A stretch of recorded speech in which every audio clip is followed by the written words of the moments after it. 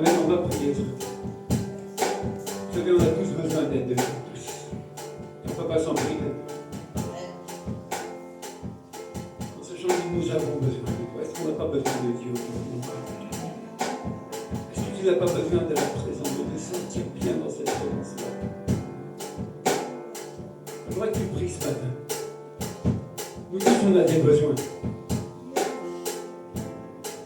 Mais la Bible est remplie de solutions. C'est pour ça qu'elle est là, pour nous. Et Dieu va plus loin, dit, je ne vous laisserai pas orphelins. Il nous a laissé une chose merveilleuse, le Saint-Esprit. Qu'on se rappelle les paroles de Jésus. Qu'on se souvienne. Va prions ce matin. Lève ta voix, mon frère, ma soeur, selon ton besoin. Et explique, dis Seigneur, voilà mon besoin. Peut-être tu lui as déjà demandé une fois, deux fois, je ne sais pas combien de fois.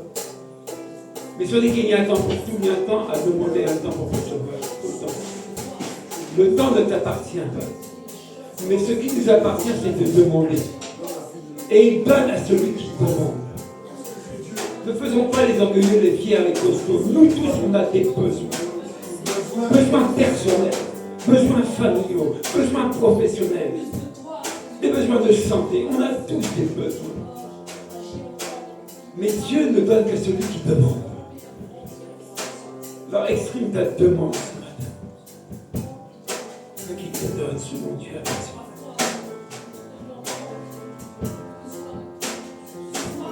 Vous savez, il n'y a pas plus grand, plus beau que de se sentir aimé, de se sentir apprécié. C'est pour ça que Jésus est venu. Pour nous démontrer l'amour de Dieu. Alors apprécie ce moment-là. Et réjouis-toi. Rends gloire à Dieu. Sois reconnaissant à Dieu de ce que tu lui as demandé. Si c'est sa volonté, il te donnera. Considère Dieu comme un père qui ne peut rien refuser à son enfant. Je crois ce matin que Dieu est capable de tout encore. Qui le croit? Les années passent, oui, on a des cheveux blancs, c'est signe que les années ont passé. On a vieilli nous tous. Il y a une chose qui ne vieillit pas, c'est le Saint-Esprit. Dieu est fidèle. Il sait nous donner en son temps. Lisez la Bible, nos patriarches ont marché des années et des années. Est-ce que Dieu les a oubliés? Non. Abraham, 25 ans, il a attendu la promesse. Le fils de la promesse, 25 années. Est-ce que Dieu l'avait oublié? Non. Dieu a béni cet homme. Et on le nomme le Père de la foi. Le Père de la foi. Amen. Soyez bénis. Bon, j'en ai vu. Exercice quotidien quand tu viens de visiter. Un solo. Mais il n'y a pas de ouais, il faut obéir. Un solo. Voilà. Il n'y a pas de solo. Ça va pas. Fais un solo avec un triangle. Vas-y. Vas-y. Mais on veut le solo. Solo, c'est seul. Bon, si tu es un peu timide, elle va t'accompagner. J'ai toujours été timide. Bon. On te dira un jour pourquoi tu verras. Je serai surpris. Amen. Vas-y. Nous, on est là, on t'accompagne, on t'encourage.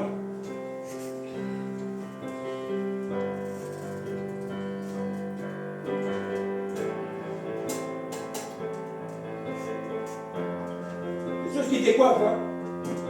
Ça décoiffe.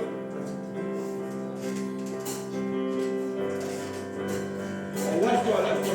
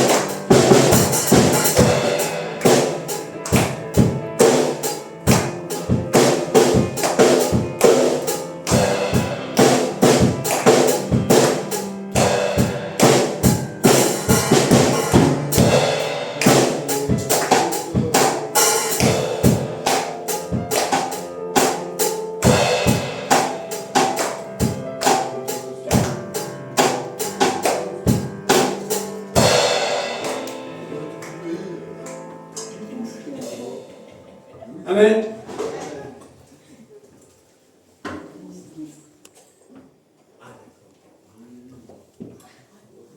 Ah oui. Rien n'est caché devant Dieu, rien. Non? Pourquoi on va se cacher? On se cache trop déjà. C'est pour ça que je regarde dernièrement sur mon portable, quand j'ai changé, toutes mes vieilles photos depuis 2008, tout ça, et SFR, ils m'ont remis tout dessus. Et il y avait les photos des Antilles. J'ai dit, ah, j'étais aux Antilles. Franchement, je m'en rappelle. Hein. C'est bien les photos, hein. Ça nous rappelle les souvenirs. Hein. Bon, qui aime bien manger ici? En principe, on aime bien manger. Mais pour bien manger, il faut bien préparer le repas. Non? Oui ou non? Donc il y a de ces recettes-là qu'il y en a détiennent. Non. Non. Ma femme dit, t'as pas vu ton mari? C'est à cause de toi. Je mange pas ailleurs, hein. Je mange chez moi. Et qui fait à manger? C'est elle. C'est elle la fautive de mon ventre. Hein. Donc il y a des recettes qui sont faites, qui sont préparées pour qu'on se régale. Amen. Hein, on dit, gars, qu'on prépare un bon plat. Alain, il fait quoi? Ma chérie. Regarde-moi, je te quitterai. Rien. Tellement c'est bon ce que tu me prépares. Ce livre-là, la Bible, c'est un livre de recettes. Il n'y a que des recettes. C'est rempli de recettes. Pour nous, hein. Dominique, c'est vrai? Et des bonnes recettes. Et quand tu les appliques à ta vie, mon âme. Oh, mon âme. Réjouis-toi. C'est pour ça qu'on dit qu'il faut manger la parole de Dieu.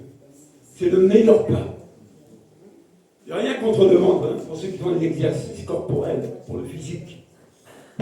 Mais pour ton âme, quel exercice tu fais pour ton âme? Amen. Cette parole, c'est la nourriture pour notre âme. Une nourriture. Mais qui peut se séparer? Qui peut s'empêcher de manger? Si toi. Tu peux volontairement faire la grève de la faim. Non? On fait la grève de la faim. Hein? Ben, tu fermes la vie, tu ne vas plus prier, tu restes debout. Tu fais la grève de la faim. Mais Jésus dit que celui qui a faim, qui a soif, qui vienne à moi. Et il sera rassasié. Jusque-là. Hein? On parle souvent que ma coupe déborde. De quoi? De quoi? D'argent. J'ai rigolé parce que j'ai vu au Japon, il y a un camion, un spiro qui s'est renversé avec plein de pièces. Ça va être chouette, hein? Imagine, tu passes devant un camion plein de pièces par terre, tu t'arrêtes, tu fais quoi? Tu grattes les pièces, hein? Ça, c'est plus que l'or et l'argent. Et c'est accessible à nous tous.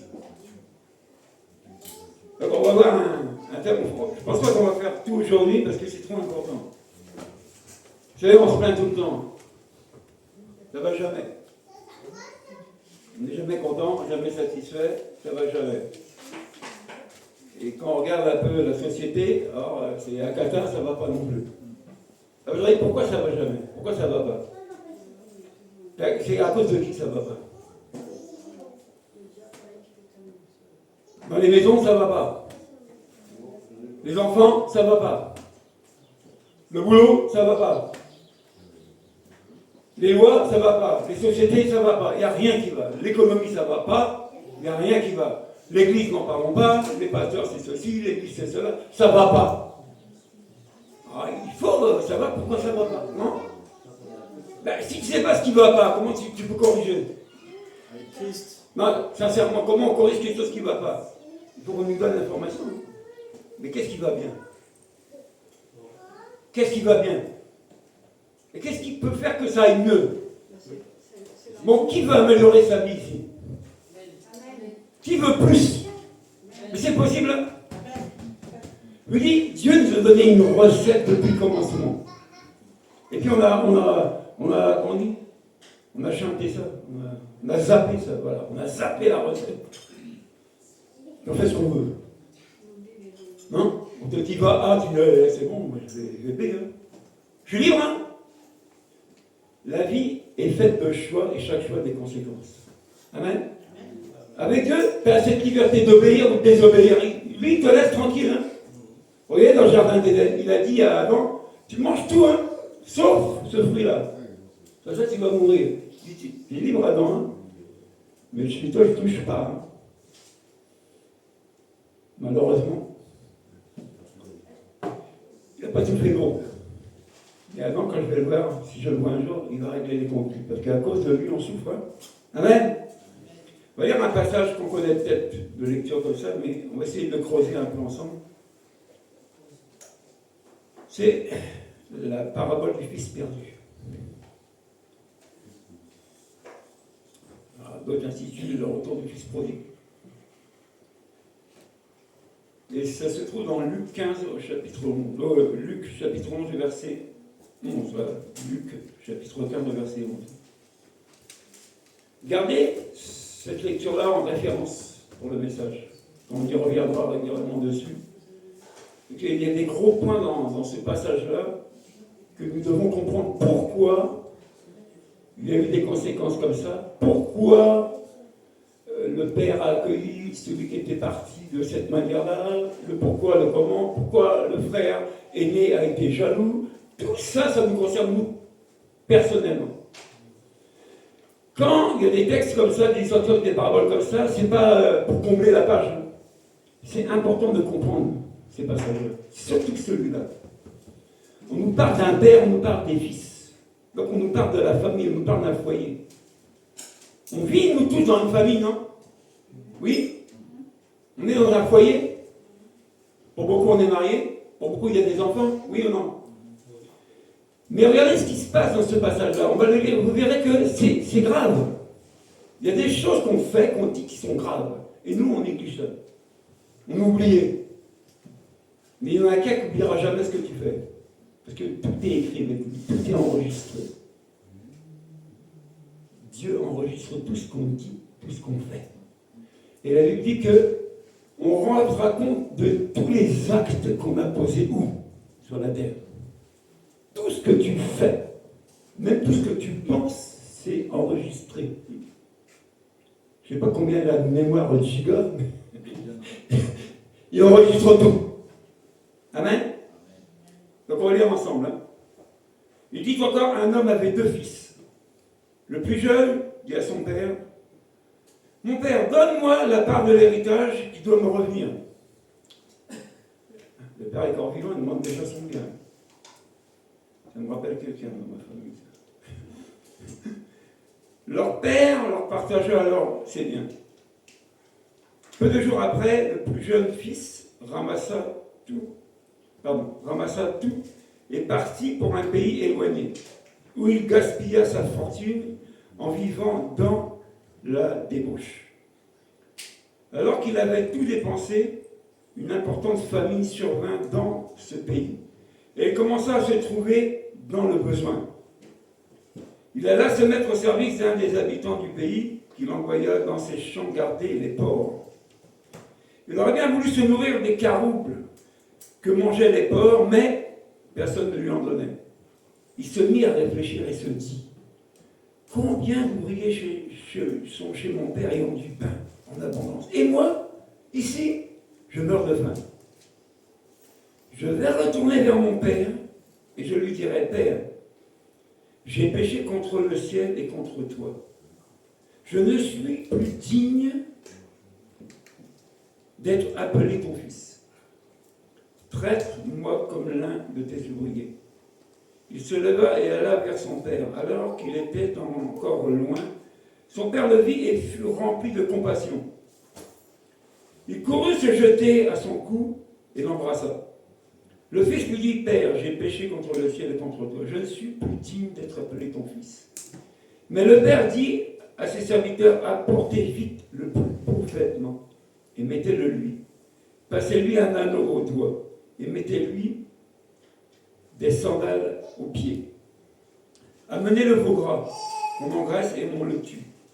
Mangeons et réjouissons-nous, car mon fils que voici était mort et il est revenu à la vie. Il était perdu et il a été retrouvé. Et ils commencèrent à faire la fête. Alors le fils aîné était dans les champs. Lorsqu'il revint et approcha de la maison, il entendit la musique et les danses. il appela un de ses serviteurs, il lui demanda qu'est-ce qui se passe. Le serviteur lui dit, ton frère est de retour et ton père a tué le veau engraissé parce qu'il l'a retrouvé en bonne santé. Le fils aîné se mit en colère et ne voulait pas entrer. Son père sortit, le supplia d'entrer, se mit en colère, il ne voulait pas entrer. Son père sortit, le supplia d'entrer, mais il répondit à son père, voilà tant d'années que je suis à ton service, sans jamais désobéir à tes ordres. Et jamais tu m'as donné un chevreau pour que je fasse la fête avec mes amis. Mais quand ton fils est arrivé, celui qui a mangé tes biens avec des prostituées, pour lui tu as tué le veau engraissé. Mon enfant, lui dit le père, tu es toujours avec moi et tout ce que j'ai est à toi. Mais il fallait bien faire la fête et nous réjouir, parce que ton frère que voici était mort et il est revenu à la vie. Il était perdu et il est retrouvé. Amen. Ça parle de quoi? D'un père ça fait moins des biens. Hein? Souvent les parents, ils ont des biens, ils ont une maison, des choses comme ça, et puis bon, légalement, s'ils ferment les yeux, il y a un héritage. Oui ou non? Il sera bien acquis, l'héritage direct, c'est les enfants. À cette époque-là, le père, les parents avaient une possibilité de donner l'héritage à leurs enfants de leur vivant, de partager les biens. Il y avait cette possibilité-là. Mais par habitude, il fallait attendre que le père ferme les yeux pour recevoir ton héritage. Donc, l'aîné avait 2/3 de l'héritage et le cadet n'avait qu'un tiers. C'était comme ça. C'était partagé comme ça. C'était avant. Hein. Mais je pense qu'aujourd'hui, ça n'a pas beaucoup changé. À moins que je me trompe. Moi, je ne suis pas dans les voies. Mais toujours est-il que quand il y a des biens, quand les parents meurent, c'est les enfants qui se partagent. Normalement, c'est comme ça. Mais ce fils-là, lui, il n'attend pas que son père ferme les yeux. Qu'est-ce qu'il fait? Il se lève et dit hé, donne-moi ma part, hein? Allez, moi je vais faire la fête. Attends. Imagine tes parents ont de l'argent. Ils ne sont pas encore morts, tu dis à ton père, bon, moi je vais faire ma vie. Hein. Il faut un peu de. Donne-moi ma part d'héritage. Et je m'en vais. On dit souvent, l'argent ne fait pas le. On a dit, ça contribue. Bon, moi je suis d'accord qu'il vaut mieux avoir de l'argent que de ne pas en avoir. Hein? C'est moins dur. Mais l'argent ne fait pas le bonheur. Est-ce que l'argent fait le bonheur? Parce que si l'argent faisait le bonheur, les banquiers c'est les plus heureux. Mais ceux qui ont plus de problèmes. Pourtant, si l'argent faisait le bonheur, ça serait merveilleux. Mais malheureusement, ça ne fait pas. Trop d'argent, quand tu t'y attaches, c'est le mot de Dieu. Ça t'amène des problèmes. Donc, ce fils-là décide de prendre sa part et de partir. Le père ne dit rien. Il lui donne son héritage et il s'en va. Bon. Qui ici est parent et a déjà vu son fils partir de cette manière-là ou un enfant partir de la maison comme ça? Qui a déjà vécu ça? Moi aussi, c'est moi qui est parti sur mes parents. Sans héritage, je n'avais pas de sous. Mais combien d'enfants n'ont pas claqué la porte des parents? À certains âges, c'est les conflits de génération dans la maison. Moi, quand j'entends des enfants qui disent ouais, le vieux, la vieille, le daron, la daronne, oh, quel respect! Franchement, quel respect! Nous qui sommes enfants de Dieu, on n'a pas des commandements dans la Bible. Qui peut me lire Deutéronome 5, au verset 16? Allez, trouvez-moi ça. Mon frère Espin va l'afficher. Deutéronome 5, verset 16.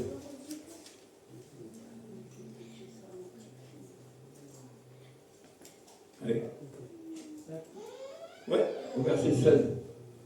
Deutéronome. Qui a trouvé?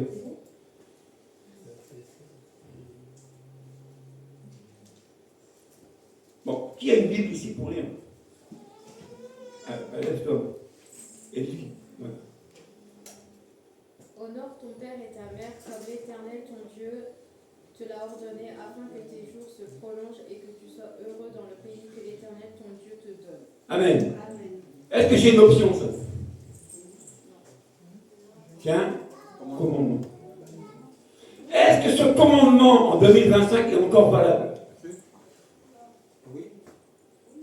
Il dit honore ton père et ta mère afin que tu vives longtemps et heureux. Combien d'enfants vous ne voyez pas en galère aujourd'hui? Posez-vous la question, pourquoi ils galèrent? Moi, une fois quelqu'un me dit, ah, mais comment les parents peuvent laisser les gosses sur des cartons comme ça? Je dis, oh, tu sais ce qu'il a fait l'enfant de ses parents? Je ne sais pas. On ne sait pas. Parce qu'un parent ne laissera pas son enfant dehors comme ça, ou alors il n'est pas parent. Ou alors il n'a pas de cœur, il a une pierre. Ou alors il y a un gros problème. Mais tous parents, surtout les mamans qui ont mis l'enfant au monde, ne laisseront pas l'enfant dehors comme ça, c'est pas vrai. Pour que l'enfant reste dehors, c'est qu'il a fait lourd. Hein. Regardez le passage qu'on a lu. C'est le fils lui-même qui a décidé de quitter la maison. C'est lui qui a dit à son père, donne-moi ma part, je m'en vais. Allez, ciao, je me couche. Allez, je me casse, hein, c'est bon cette baraque, j'en ai marre. Hein. Vous me faites, vous me gonflez. C'est ma vie, hein. Quand j'avais cette pensée sur ce passage-là, j'ai pensé à ma propre vie. Combien de fois j'ai pas claqué la porte de mes parents? Combien de fois? Combien de fois? Mais combien de fois je suis pas revenu? J'avais faim. J'étais malade. J'avais les poches vides. Je vais aller où? Et je me suis souvenu que, chez mes parents, quand même, il y a un lit là-bas. Ils n'ont pas vendu le lit. Peut-être qu'ils sont encore dormir au chaud. Hein. Vous savez, on a tous un témoignage, on a tous un vécu. Mais on n'a pas tout fait bien tout le temps. Chaque choix a des conséquences. Là, c'est un parent. Est-ce que ce fils-là a respecté son père en demandant son héritage?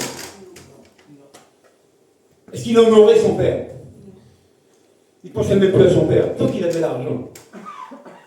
C'est quand ça a commencé à chauffer pour lui qu'il a dit chez mon père là-bas, quand même, il y a des ouvriers et il leur donne à manger pour qu'ils bossent. Ici, moi, je garde les pauvres. Et même la nourriture, je n'ai même pas le droit d'en manger. Imagine, être réduit à manger la nourriture des pauvres. Vous savez comment ça vit un pauvre? Là où il se lave, le porc, il fait ses besoins aussi. Il se roule là-dedans. Donc quand tu manges le porc, sache comment le porc a vécu. Mais à l'époque, le porc, c'était impur. Le porc, c'était impur, un animal impur. Donc, pour être réduit à garder des animaux qui sont considérés impurs et la nourriture aussi, c'est grave, hein. Il faut être bien descendu, bien avoir touché le fond. À cause de quoi? Est-ce que c'est à cause de son père? Dans le texte qu'on a lu, est-ce que c'est la cause de son père? Est-ce que c'est son père qui l'a mis dehors? Bon, à rien, fous-moi le camp. Rebelle. Je veux plus te voir. C'est pas le père. C'est l'enfant lui-même qui a décidé. Je m'en vais. Le père, il l'a laissé partir. Mais est-ce que le père avait oublié son enfant? Est-ce que le père avait oublié son enfant? Un parent, en tant que vraiment parent, ne peut pas oublier son enfant. Parce qu'il y a une partie de lui. C'est obligé. Vous savez, souvent, les mamans disent, souvent, les mamans vous goûtent. C'est-à-dire que ton enfant, tu ne le lâches pas, même s'il a 40 ans, il est toujours attaché avec le cordon. Mais pour que ton enfant vive un peu mieux, il faut couper le cordon, il faut le lâcher. Hein? Mais un parent, c'est une protection pour l'enfant. Vous voyez? Les parents sont là pour protéger les enfants. Ils les sécurisent, ils les protègent. Ils prennent soin d'eux.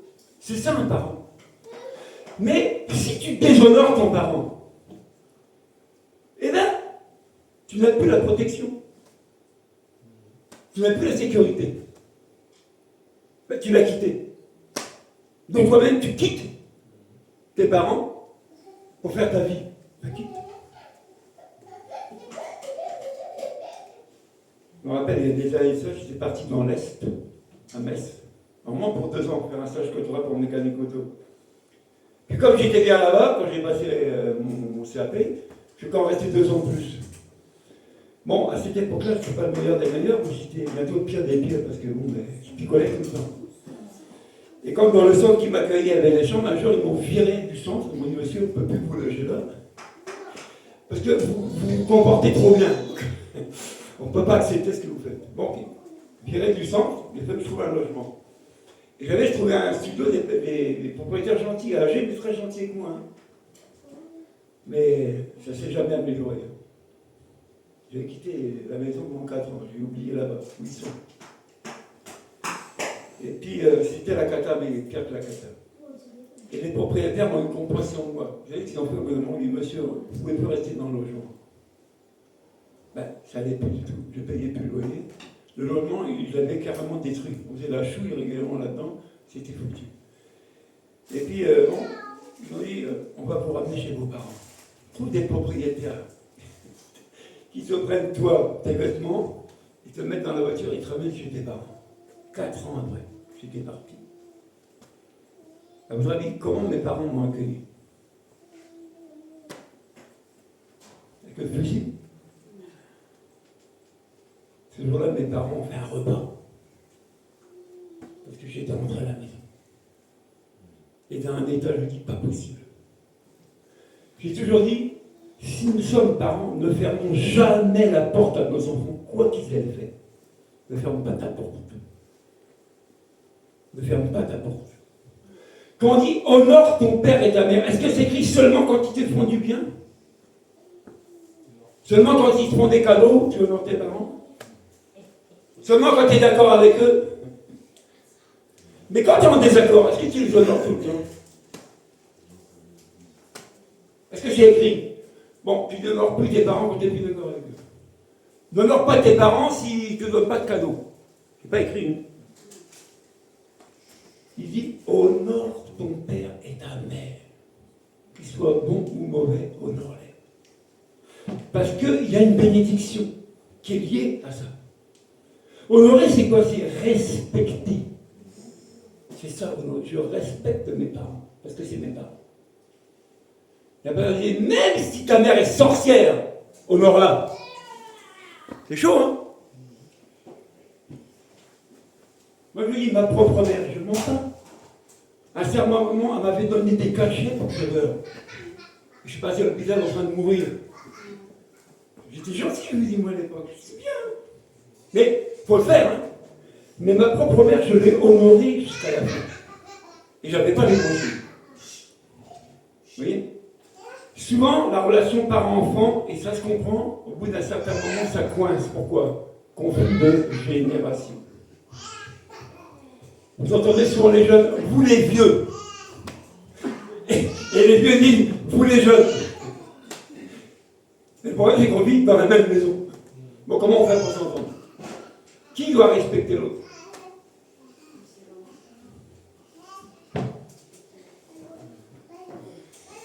Vous avez toujours respect.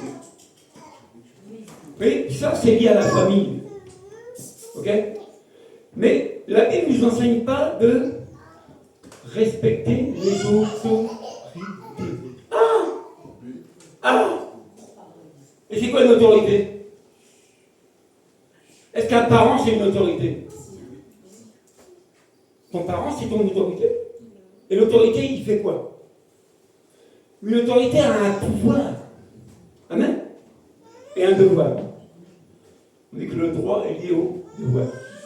Donc on ne peut pas non plus ne pas honorer, ne pas obéir, ne pas respecter les autorités et penser qu'elles nous seront favorables. Hein? Non, ça ne marche pas non plus. Combien de fois on ne prie pas pour les autorités ici? Combien de fois on ne prie pas pour les autorités? Est-ce qu'on prie pour les autorités pour se faire plaisir? Quand tu vois ce qui se passe dans le monde politique et que ça te donne envie de prier pour eux, franchement. Mais pourquoi on le fait? Parce que c'est ce que Dieu nous a commandé de faire, qu'il faut prier pour nos autorités. Prier pour tous ceux qui ont une responsabilité. Il n'a pas dit de cracher dessus. Il n'a pas dit de les salir et de les insulter. Il n'a pas dit ça.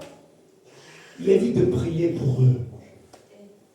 Sincèrement, est-ce qu'on le fait de prier pour les autorités? Oui ou non? Est-ce qu'une autorité est établie tout seul, par lui-même? La Bible dit que toute autorité vient de Dieu et est établie par Dieu. Ah. Un parent, c'est une autorité. Qu'on le veuille, qu'on ne le veuille pas, c'est ton autorité. Tu lui dois l'obéissance. Tu lui dois même la soumission. Tu lui dois le respect. Le respect de l'autorité, c'est ce qu'on a perdu. Pourquoi il y a tout brûle, les bagnoles, ça casse de partout? Pourquoi? Parce qu'on a perdu la valeur de l'autorité, on ne la respecte plus. Les parents ne sont plus honorés. Tous ceux qui ont une autorité, qui sont mis en place, que ce soit le président, les ministres, tout ça, ce sont des autorités. On ne les respecte plus. Maintenant, comme on a la liberté d'expression, les humoristes, leur crache en plein visage, c'est légal. On scande des propos sur eux d'insultes, c'est légal. Donc c'est des insultes légales. Mais quand on fait ça à votre avis, qu'est-ce qui se passe? Il se passe qu'il y a des conséquences graves. On minimise. Hein? Ouais, ma vie, ça va pas. Au boulot, ça va pas. Bon, au boulot, comment tu considères ton patron? Celui qui commande ton chef, tu le respectes. Quand il te dit de faire une chose, tu boudes. Et tu vas dans ton coin, tu dis, ah, celui-là, tu pouvais dégager. Tu commences à faire même un complot. Hein? Ça parle, hein? Mais combien de fois on ne le fait pas? Bon, pourquoi on reste sur mon boulot? Si je m'en vais, comment je vais manger? Même si le chef est mauvais, tant pis. On obéit quand même, non? C'est grave, hein, je vous dis. Les actes qu'on pose, ils sont graves. Hein. À votre avis, le fils, quand il est parti comme ça, est-ce qu'il était conscient de ce qu'il faisait? Pour lui, il allait faire la belle vie, c'est marqué. Hein. Il a été dépenser son argent chez les prostituées. Partout, il craquait, là. Allez, allez. Allez, cocotte, viens, gars, j'en ai plein les poches. Mange, bois, ah, on fait la chouille. Mais au bout d'un moment, il dit, oh, la poche, c'est vide. On fait comment maintenant? Vous savez, il y a l'amour par intérêt aussi. Hein. Ça existe. Aimer par intérêt. Mais je te dis que quand ton intérêt est fini, les gens ne t'aimeront pas. C'est fini. Il n'y a plus d'intérêt. Mais j'ai plus d'intérêt à se tirer de toi. Je vais passer un autre, hein. Tout est vide. Amen. Mais on fonctionne souvent comme ça, par intérêt. Romains 13, 1, on va lire ce passage-là. Oui, on doit comprendre ce qui se passe aujourd'hui dans notre pays, dans nos foyers, dans le travail, dans toutes les institutions. Il n'y a plus le respect de l'autorité. Je fais ce que je veux. Je suis libre. Avec Jésus, on est libre aussi, mais d'obéir. Parce que c'est lié à la bénédiction. Mais tu peux désobéir. Tu auras la malédiction. Ah bah, écoute. On n'a pas affaire à un gamin, on a affaire à Dieu. Romains 13, verset 1. Voilà. Que chacun soit soumis aux autorités établies. Car il n'y a pas d'autorité qui ne vienne de Dieu, et celles qui existent ont été instituées par Dieu. Amen. Que chacun d'entre nous soit soumis aux autorités. Amen. Il n'est pas dit que tu gueules sur les autorités, que tu passes au-dessus des autorités. Il dit soumets-toi. Soumets-toi. Ça ne te plaît pas? Soumets-toi. C'est pas écrit soumets-toi aux autorités quand ils te seront favorables. C'est pas écrit ça. Souvent, c'est quand ça va dans notre sens, on est bien avec eux, on les respecte. Attends, puisque ça va dans mon sens, je l'obéis. Hein. Mais si ça va dans notre sens. À votre avis, est-ce qu'on peut vivre sans police, sans gendarmerie, sans institution? Est-ce qu'on pourrait vivre comme ça? Est-ce qu'on pourrait vivre? Ce serait le chaos total, hein? Non? On ne peut pas. À votre avis, quand le peuple est sorti d'Égypte, est-ce que Dieu n'a pas mis des règles? Est-ce qu'on a inventé quelque chose. Mais qui a mis tout ça en place, ce système-là? C'est Dieu, non? Bon, si nous on ne respecte pas ce que Dieu a mis en place, comment voulez-vous qu'on soit béni? Comment voulez-vous qu'on vive bien, tranquille? On ne peut pas. On désobéit. On ne peut pas. On ne peut pas. Bibliquement, toute désobéissance à la parole de Dieu, c'est considéré comme une rébellion. La Bible dit, dans les temps de la fin, les gens seront rebelles à l'autorité. Dans toutes les couches sociales, vous pouvez vérifier, je ne raconte pas d'histoire, vous le savez. Il y a la rébellion contre l'autorité. On n'est pas d'accord. Au lieu de se soumettre et d'obéir, puis c'est comme ça. Nous, on ne veut pas. Quand on parle d'autorité du foyer, les parents. Ok? On respecte, on les honore, on fait tout ça. Quand on parle d'une autorité d'un pays, ça part depuis le président, les ministres, les députés, ça descend. Tu vas à l'école, il y a une autorité, le professeur. Est-ce que les enfants respectent leur professeur aujourd'hui? Bon, c'est la faute à qui? Aux enfants? C'est la faute à qui? Ah, pas de chance? C'est la faute à qui? Qui est fautif? Est-ce que l'école est faite pour élever nos enfants? À quoi ça sert l'école? Pourquoi ça existe, l'école? Pour l'instruction. Maintenant, qui donne les bonnes valeurs aux enfants pour qu'ils se comportent bien? Est-ce que c'est l'école? C'est les parents. Moi, je ne pointe pas du doigt les parents qui ont échoué, parce qu'il y a des parents qui échouent.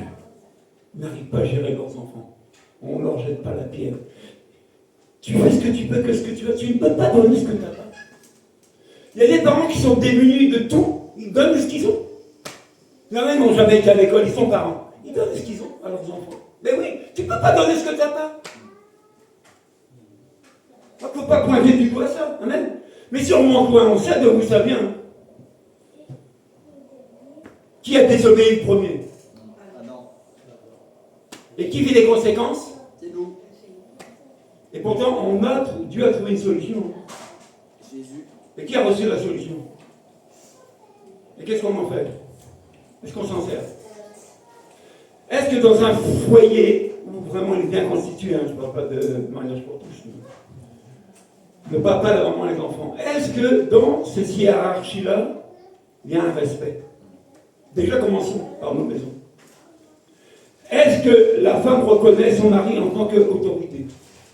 Est-ce que lui, elle lui est soumise pour que lui, il aime aussi sa femme? Si on commence juste déjà comme ça. Est-ce que l'enfant obéit à ses parents? Je vous ai dit, tous les choix qu'on va faire est lié à des conséquences. On a dit que la femme est esclave de l'homme, c'est pas écrit. On avait dit que l'homme, c'est le big boss, c'est pas écrit non plus. Chacun doit faire sa part selon ce qu'il a reçu. Je reviens à l'école. Quand ton enfant va à l'école, c'est pour l'éducation. Oui ou non? Bon, à votre avis, si l'enfant est toujours désagréable, si là-bas il fait que des bêtises, bon, c'est quoi son avenir? Il va décrocher quel diplôme comme ça? Avant, de notre temps, quand on allait à l'école, on se comportait comme ça, il y avait un coin de la classe. Le maître nous mettait au coin avec un bonnet. Le bonnet d'âne. Pour que tout le monde rigole de nous. Maintenant, on peut plus se dire, mais tu vas blesser l'enfant. Tu vas le perturber. Il va être troublé. Sous-entendu, mais laissez-le. Il n'a pas fait exprès. Une fois. Mais arrête, t'es toujours sur son dos. 2 fois. Et au bout d'un moment, on lâche prise. Donc on n'exerce plus l'autorité, on laisse ça tomber. Et qui a gagné? Un enfant, ça manipule bien les parents. Hein? Tu te rappelles comment tu as manipulé tes parents un jour, toi, pour avoir quelque chose? Bon, papa, je sors en boîte avec les copains. Là. À quelle heure? Bah, minuit, tu rentres. Bon, maman, papa, il dit, mais je peux pas un peu. Bah, allez, mon chéri, 2 heures, allez, je te couvre. Les moments, c'est comme ça, on couvre. Et puis tu rentres à 5 heures défoncé. Quelle heure de rentrer? Oh, pas tard, hein, comme tu m'as dit, hein, minuit. Ah bon? 5 heures défoncé. Vous voyez, les conséquences, c'est grave. La désobéissance, c'est grave. Parce qu'on n'est plus sous la bénédiction.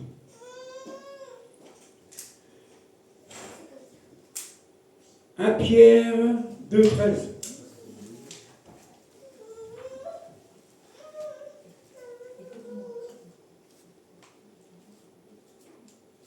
Allez. Le frère Espen est gentil, je l'attache, on n'a pas feuilleté la Bible.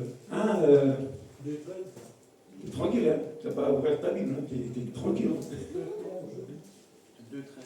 Hein. 1 Pierre 2, verset 13.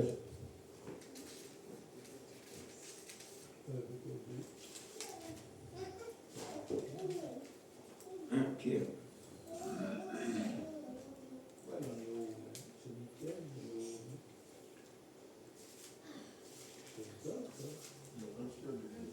On a perdu Pierre. À cause du Seigneur, à cause du Seigneur, à cause de lui.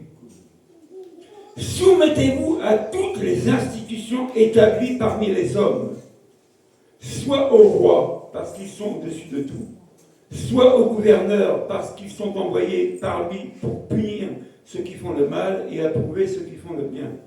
En effet, c'est la volonté de Dieu qu'en pratiquant le bien, vous réduisez au silence l'ignorance des hommes dépourvus de bon sens. Comportez-vous en homme libre, sans faire de la liberté un voile qui couvre la méchanceté, mais en agissant au contraire comme des serviteurs de Dieu. Respectez chacun, aimez les frères et sœurs, craignez Dieu, honorez le roi. Amen. À cause du Seigneur, à cause, je dois me soumettre aux autorités. À cause de Jésus. À votre avis, Jésus, est-ce qu'il a fait ce qu'il voulait? Non. Qu'est-ce qu'il a fait? Il obéit. Il obéit et il a été fidèle jusqu'à la mort à la croix. Le Père, le Fils. Il s'est soumis à la volonté de son Père. Rappelez-vous à Gethsémane. S'il est possible que cette coupe s'éloigne. Mais pas ma volonté, la tienne. Quand il y a des règles qui enfreignent les règles, tu n'es plus dans la volonté. Tu enfreins. Quand vous voyez un foyer souvent partir à la dérive, c'est qu'il y a eu un problème. Qui n'a pas fait sa part, qui n'a pas respecté l'autre, qui n'a pas honoré l'autre. Oui. Vous voyez, pour beaucoup, l'héritage, c'est une succession. Mais regardez souvent la succession qui est transmise, souvent les enfants, qu'est-ce qu'ils en font? Ils gâchent. Regardez des fois des grosses sociétés où le dirigeant, le fondateur est décédé. Souvent, c'est la famille, les enfants qui récoltent les biens, c'est biblique. Mais souvent, ils gâchent cet argent. Ils jettent à droite, ils jettent à gauche, ils respectent pas l'autre. Nous, on a reçu un héritage, non? Nous. Qu'est-ce qu'on a comme héritage? Qu'est-ce que Dieu nous a promis? Mais est-ce qu'on n'est pas en train de gâcher cet héritage-là des fois? Parce qu'on n'est plus obéissant. On n'est plus soumis. On va dans le sens qui nous plaît, ce qui nous est facile. Mais revenir là à l'obéissance, c'est devenu difficile. Regardez la société autour de nous. Est-ce que je mens? Non. Pourquoi ça ne va pas? Même nos dirigeants qui sont établis selon Dieu, ils ne respectent même pas leur position. Moi, je ne vous mens pas, je prie pour notre gouvernement. Parce que dans la Bible, il y avait des rois établis. Et quand les rois déconnaient, ils étaient... Dieu en mettait un autre. Oui ou non? Moi, j'ai dit Dieu, mets-nous un autre président. Je n'ai pas honte de le dire. J'ai dit Dieu, notre pays, ça ne va pas. mais un autre président, un autre gouvernement. Et je ne crache pas sur le président. Je ne le maudis pas. Je ne le salis pas. Non. Parce que je considère que c'est une autorité qui est mise en place. Même si elle ne nous plaît pas, c'est comme ça. Quand tu es enfant et que tu as des parents, même si tes parents... c'est tes parents. Quand tu dis, ah, mon père là-bas, le père de mon copain, il est bien, le mien... Bon, tu as choisi tes parents. Quel enfant a choisi ses parents ici? Ton parent, c'est ton parent? Est-ce que pour autant, tu vas le déshonorer? Je dis, il ne plaît pas, il n'y a pas un autre. Tu ne peux pas faire un papa virtuel, machin. Intelligence artificielle. Tu te fabriques un comme toi tu veux. Tu vas dans ton sens. Amen. On peut maintenant. Non, on peut facilement avec la technologie. On peut. Pourquoi je vous dis ça? Parce que nos vies souvent sont remplies d'échecs. On cherche la réponse. Pourquoi je vis ça? Pourquoi je suis triste? Pourquoi je ne réussis pas? Pourquoi? Le pourquoi, tu dois le savoir. On est lié, nous, maintenant, à la parole de Dieu. Quand vous lisez le texte, est-ce que c'était fini pour le gamin qui n'avait plus à manger? Qui avait pris son part d'héritage, qui était parti? Est-ce que c'était fini sa vie pour lui? Moi, si je suis encore vivant, est-ce que c'était fini ma vie quand j'ai fait les pires conneries? Moi, je vous dis, je ne vous raconte pas d'histoire. À 13 ans, j'ai tapé mon père, j'ai cassé les côtes. 13 ans. Je ne l'ai pas honoré ce jour-là. Hein. Mais j'ai vécu les conséquences. Ah, la souffrance, je les ai eues après. Mais je l'ai fait. Vous comprenez? Mais c'est sanctionné, ça, normalement. Non. Je ne passe pas comme ça. C'est pas cadeau. Quand tu ne respectes pas une autorité, il y a une sanction. Quand tu roules à 150 à l'heure, c'est 110, tu n'es pas sanctionné. Non. Mais qui te sanctionne? Les autorités. Non. Donc toute désobéissance est liée à une sanction. L'autre fois, l'ancien Jean-Luc nous a parlé des sanctions de Dieu qui tombent. Et quand ça te tombe, tu es surpris. Mais ne sois pas surpris. On a ce qu'on mérite, non? Oui, non. Aujourd'hui, être soumis, respecter les autorités, obéir, c'est devenu hard. C'est une montagne. Bon. Mais qu'est-ce qui se passe? Pourquoi on ne le fait pas? Pourquoi on ne le fait pas? J'étais visiter quelqu'un dernièrement, une personne âgée. Elle ne s'attendait pas à notre visite avec son voir la dame. Elle dit franchement, depuis que je vous connais, vous faites du bien aux gens. Je dis oui. Et je dis à la dame, vous savez, quand on fait le bien, il y a une récompense aussi. Si on le fait, on dit on ne le fait pas pour se montrer. On le fait parce qu'on le fait. Si Jésus, on lui a donné le surnom de homme de bien, à votre avis, pourquoi on l'appelait homme de bien Jésus? Pourquoi? Parce que partout où il passait, il faisait le bien. Il répandait le bien. On l'a nommé homme de bien. On nous appelle comment nous? Homme de mal, méchant. Franchement, qu'est-ce qu'on fait avec notre bouche? Qu'est-ce qu'on répand? La calomnie, la médisance, la critique. Ah, ça, critiquer, c'est pas compliqué. Franchement, on va donner les diplômes même pour ça. Est-ce que tu peux m'afficher Hébreux 13, 17? Quand on parle d'autorité, on parle des autorités aussi dans l'Église. Ah oui? On nous parle des autorités établies par Dieu dans l'Église. Regardez, si vous reprenez les actes des apôtres, qui étaient établis? Les apôtres. Et tout passait par les apôtres. Oui ou non? Oui ou non? Pour être bénéfice de la bénédiction, il fallait obéir aux apôtres. Il fallait les respecter. Il fallait les honorer. Même si le gars avait une oreille de travers, même s'il était noir, jaune, rouge, il fallait le respecter. Est-ce qu'aujourd'hui on respecte encore les autorités dans une église? Est-ce qu'ils sont respectés? L'autorité de l'église, c'est pas le pasteur, c'est Christ. Vous comprenez? Quand on parle des 5 ministères, ils sont donnés à l'église. C'est un don que Dieu a fait à l'église des 5 ministères pour l'édification des saints. C'est donné à l'église. Mais si on considère que ces ministères-là sont des autorités établies par Dieu, pas les prophètes qui tombent du ciel, comme un frère disait, on se doit de les honorer, de les respecter. Et pas de les salir au quotidien, quand tu manges ta soupe. Ouais, pasteur. Je vous dis, on s'attire nous-mêmes des problèmes. Nous-mêmes, on s'attire volontairement des problèmes. Parce qu'au lieu de bien parler sur les gens, on parle mal. La Bible dit que nous sommes appelés à bénir. Bénir veut dire bien, dire du bien, faire du bien. Ça, c'est bénir. Mais bien souvent, on maudit avec notre bouche, on dit du mal d'eux, on fait du mal. Ça s'appelle malédiction. On maudit.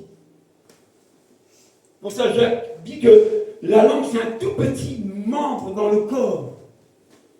Mais elle a une puissance terrible de destruction. Regardez souvent, quand les gens sont fâchés, ils se disent des mots doux. Mais là, on oublie de respecter l'autre. Là, ça, quand est-ce qu'il pas pète, oh, jamais il me parlait comme ça. Mais ce qui sort de nos bouches, c'est grave. Ça détruit l'autre. Quand tu te lèves contre ton enfant, souvent, en colère, et que tu gueules bien sur ton enfant, c'est quoi les effets sur l'enfant? Quel effet ça va donner sur ton enfant?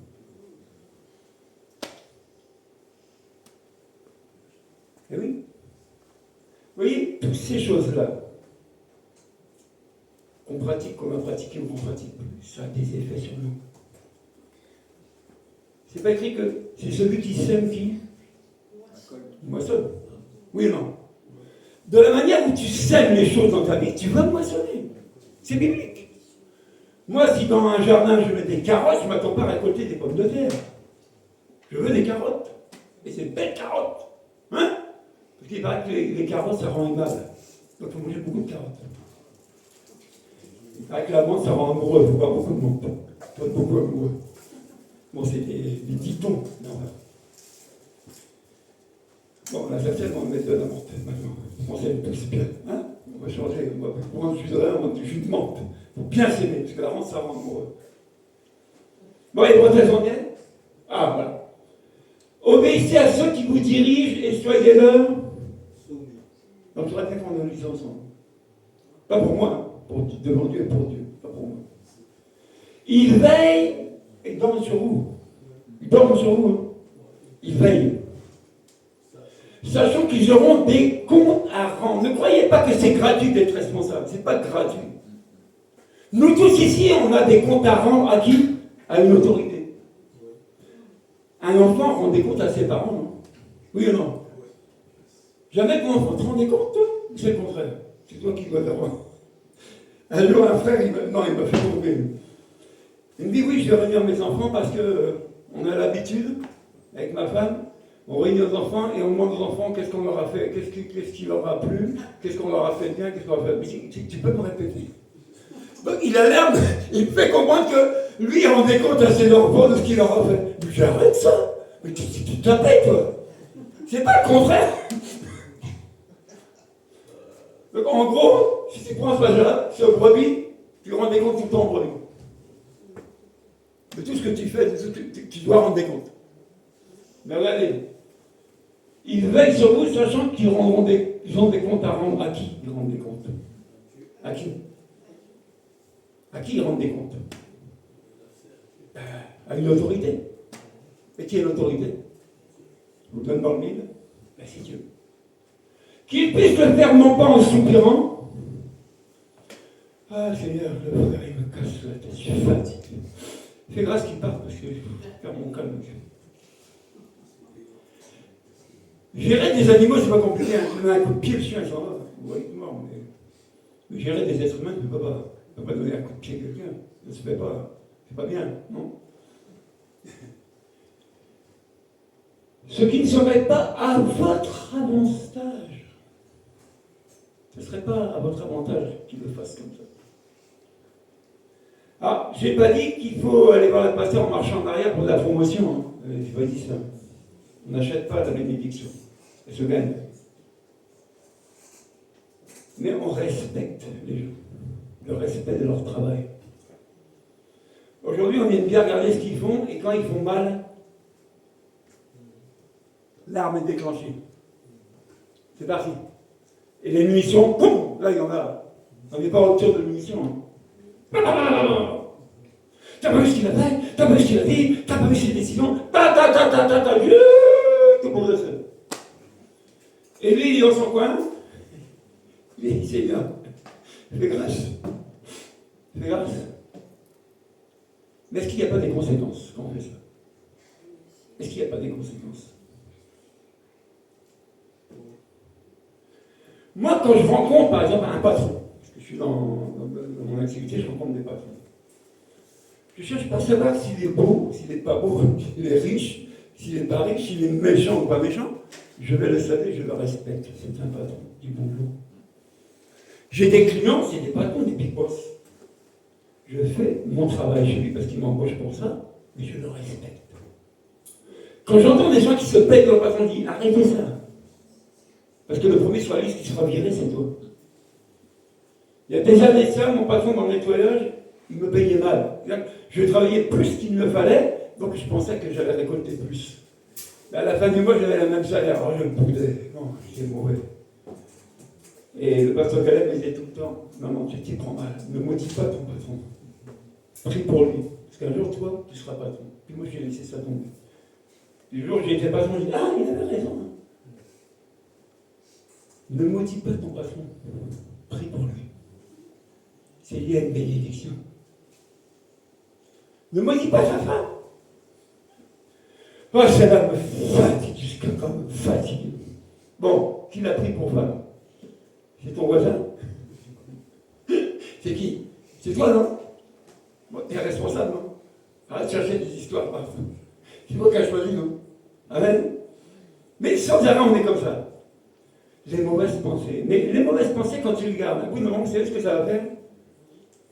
Ça va être plus que les mauvaises pensées. Ça va sortir un jour.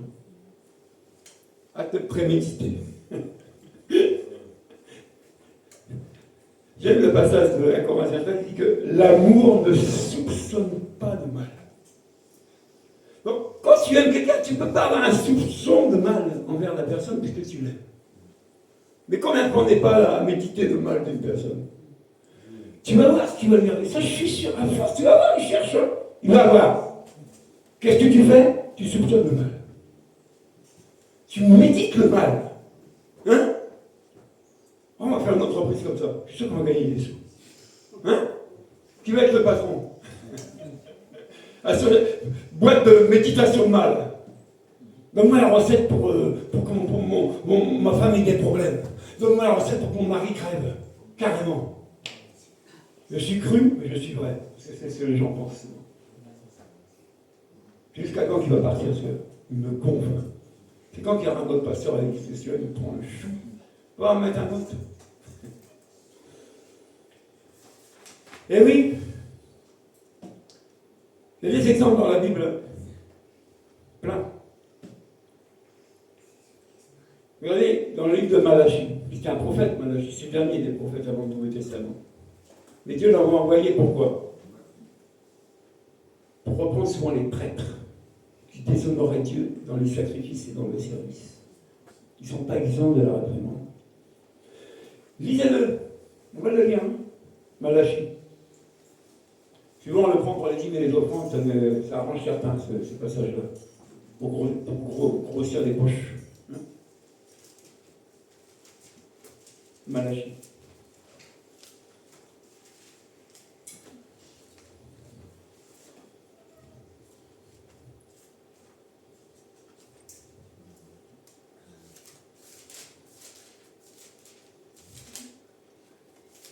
C'est bon? Voilà.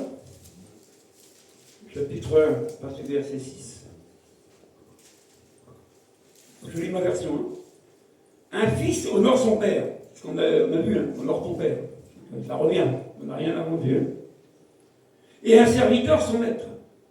Si je suis père, où est l'honneur qui me revient? Malachie, le prophète parle. Où est la crainte qui me tue? Dit l'Éternel, le maître de l'univers. À vous les prêtres qui méprisez mon nom et qui dites en quoi avons-nous méprisé ton nom? Mon frère, ma soeur, on méprise Dieu par nos actes, par nos pensées. On le méprise. Indirectement, mais on le méprise. C'est-à-dire que ce qu'il nous a demandé de faire, quand on néglige ça, c'est qu'on le méprise. On ne le respecte pas. À cette époque-là, les prêtres ne respectaient plus le sacrifice.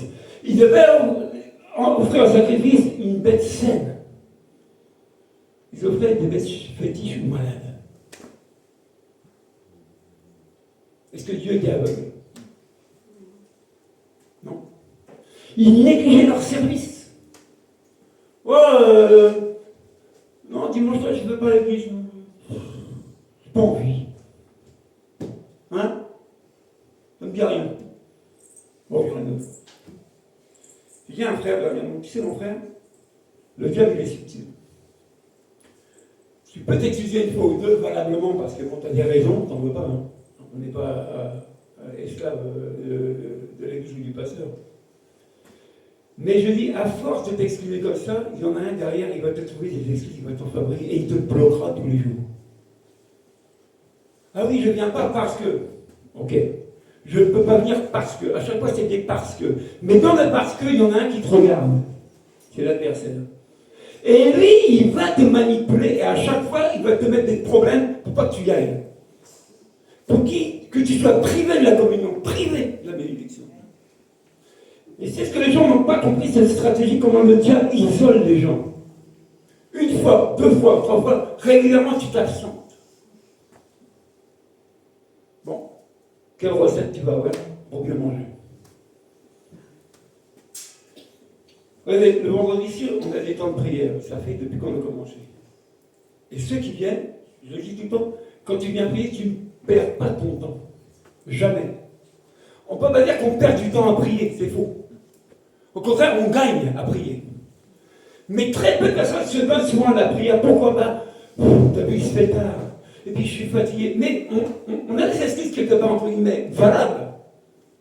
Mais je vous dis que devant Dieu, ça ne tiendra pas. Parce que pour prier, tu es fatigué. Mais pour autre chose, tu es fatigué. Bon, est-ce que là, on honore Dieu? Ou on méprise les choses de Dieu? Malachie s'est levé en tant que prophète, il a parlé aux prêtres. Il dit, vous déshonorez. Par votre attitude, vous déshonorez Dieu. C'est grave, hein? Non? Nous qui avons accepté Jésus, est-ce que déshonorer Jésus, c'est pas grave? Franchement. Moi, je vous pose la question. Soyons vrais. Non? Est-ce que négliger le service de Dieu, c'est grave ou c'est pas grave? Les prêtres étaient au service de Dieu, ils ont négligé, la sanction était là. Le prophète s'est levé. Il a dit, va parler à ces gens, à ce peuple-là. Vous me déshonorez dans les sacrifices, dans les services, vous me déshonorez. Et on ne voit jamais tout de suite les conséquences, mais ça vient.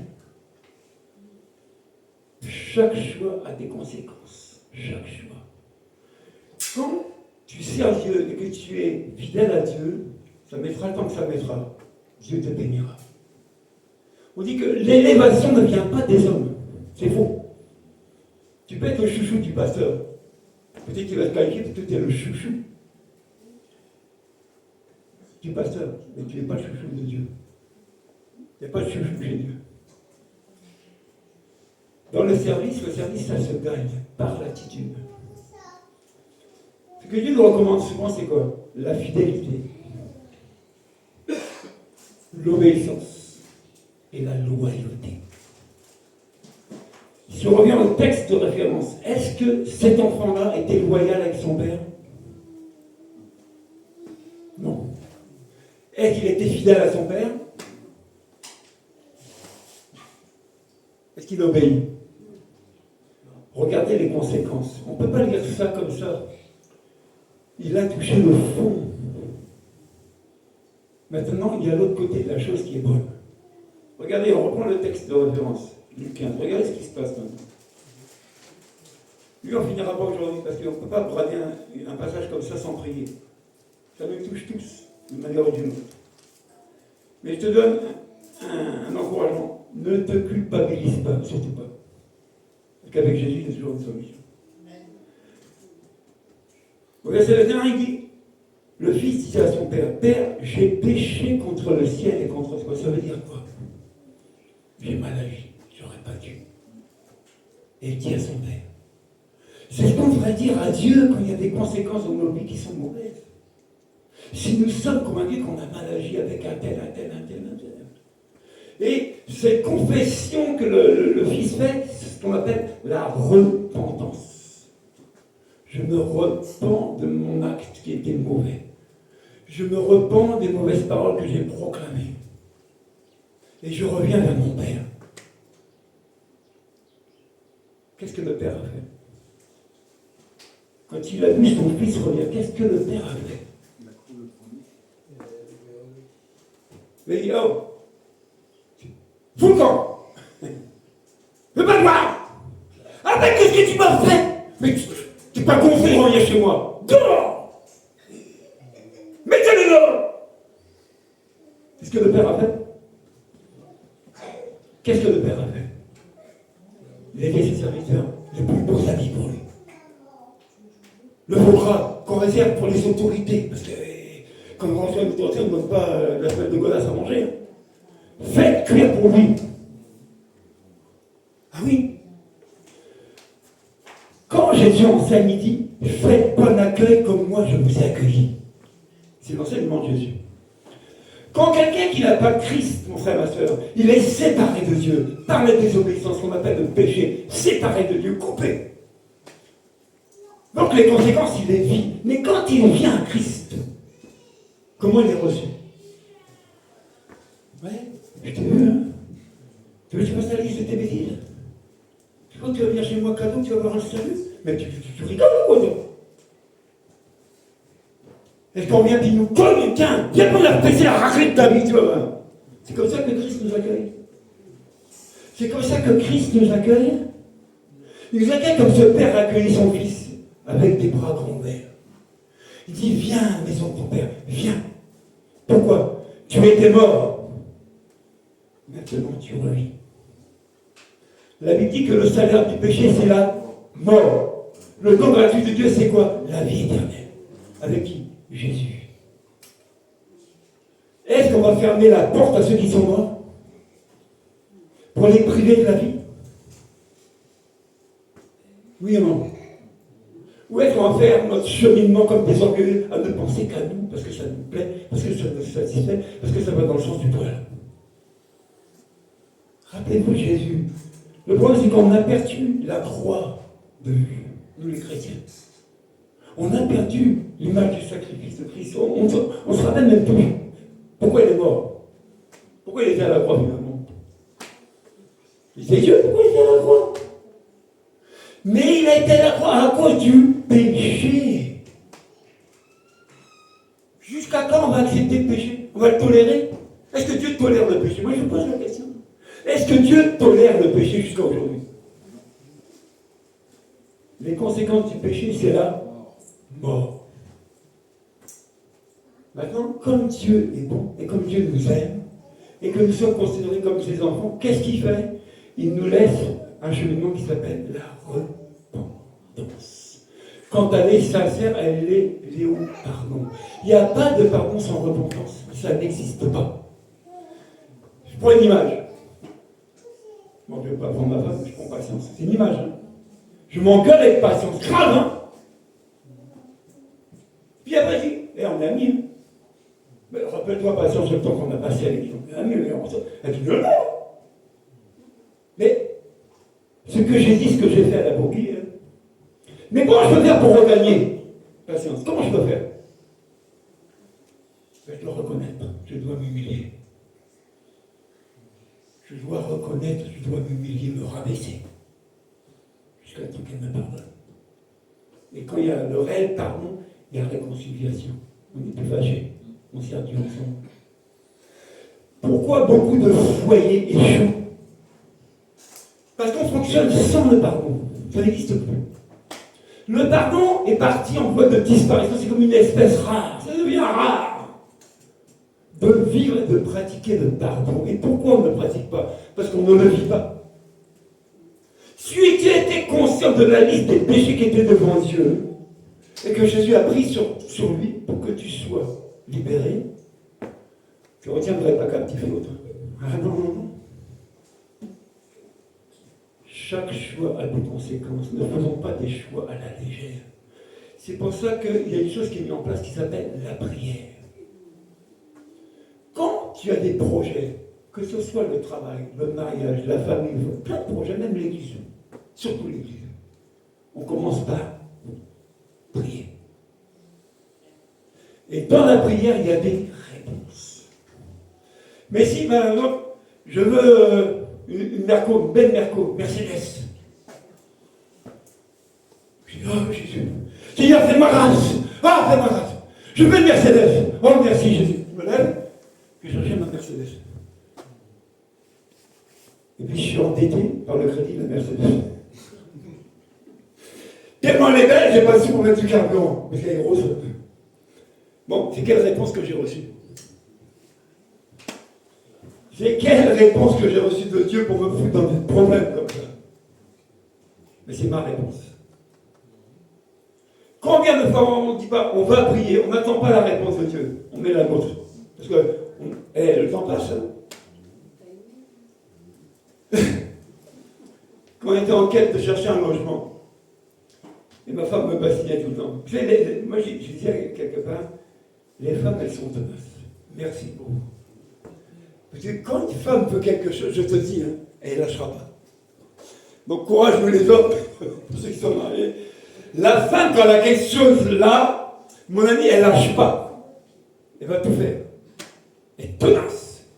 L'oreille. Amen. Donc elle me disait, oui, Dieu m'a montré une belle maison. Je dis, arrête tes salades. Mais si tu t'avais, enfin, pas comme ça, mais presque comme ça. Je dis, on n'a pas d'argent. Bon, on va acheter une maison comment? Mais on va... Mais, imagine, tu es responsable de ton foyer. Hein? Tu vois tes comptes. Tu sais comment tu vis, tu sais ce que tu manges. Et celle qui vient toi dit, on va acheter une maison, on sera propriétaire. Je dis, oh, ça va. C'est bon. Là, qu'à un certain âge, on perd un peu le petit boulot. Mais c'est vrai, il ne faut pas dire ça. On est devant Dieu. On ne triche pas. Bon, et elle revenait toujours à la charge. Je dis, une femme est tenace. Et puis un jour, il y a eu raison. Mais on a une maison, on est propriétaire. Donc dans ma tête, je me dis, c'est grave. Là, j'ai eu à la base de cerveau, je dis, Dieu, pardon. Je me dis, les choses de Dieu, on ne doit pas les considérer de ce qu'on voit. C'est pas ça chez Dieu. C'est par la foi. Mais à votre avis, quand Dieu bénit, pourquoi il bénit les gens? Est-ce qu'il bénit parce qu'il a envie de te bénir? J'ai envie de bénir ça. Mais il a engueulé ses enfants, il a tapé sur sa fille. Ah tiens, je vais bénir la Isma. Non, la bénédiction, il y a quoi? Obéissance. Restons fidèles à l'évangile. Il y a la bénédiction du bon. Abraham, quand Dieu lui a parlé, sa femme était stérile ou non? Bon, quand ils ont eu un âge avancé, Dieu parle encore. Qui a cru? Elle a fait quoi, sa femme? Elle a rigolé. Prophète de je ne sais où, là. Qu'est-ce que tu me racontes que... Non, ouais, c'est bon, t'es connu. À mon âge! C'est un peu comme moi. Avec mes poches, jamais quand jamais j'aurai une maison. Jamais! On limite Dieu, je vous dis. Au lieu d'écouter la parole de Dieu et prendre notre part quand elle est prêchée, on s'écoute nous. Mais bibliquement, ce n'est plus toi qui dois vivre. Paul l'a dit. c'est Christ qui vit en nous comment? Comment Christ vit en nous aujourd'hui? Comment? Je parle tout seul. Comment je peux dire que Christ vit en moi? Comment? Par les actions. Les actions. Mais par le Saint-Esprit? Non? L'Esprit de Dieu n'est pas en moi? Donc Christ n'est pas en moi? Bon, s'il est en moi, je dois le laisser faire. Non? Je dois le laisser me parler. Mais pourquoi on ne le fait pas? Parce qu'on est tellement borné à s'écouter soi-même. Regardez, Balaam et Balak. Vous vous rappelez cette histoire-là? Le prophète, le gars, non. Dieu a dit, bon, lui, il ne va pas m'écouter. Bon, l'âne a sorti, il lui a montré, tu vas parler au prophète. L'âne parle, dit, qu'est-ce que c'est que cette histoire?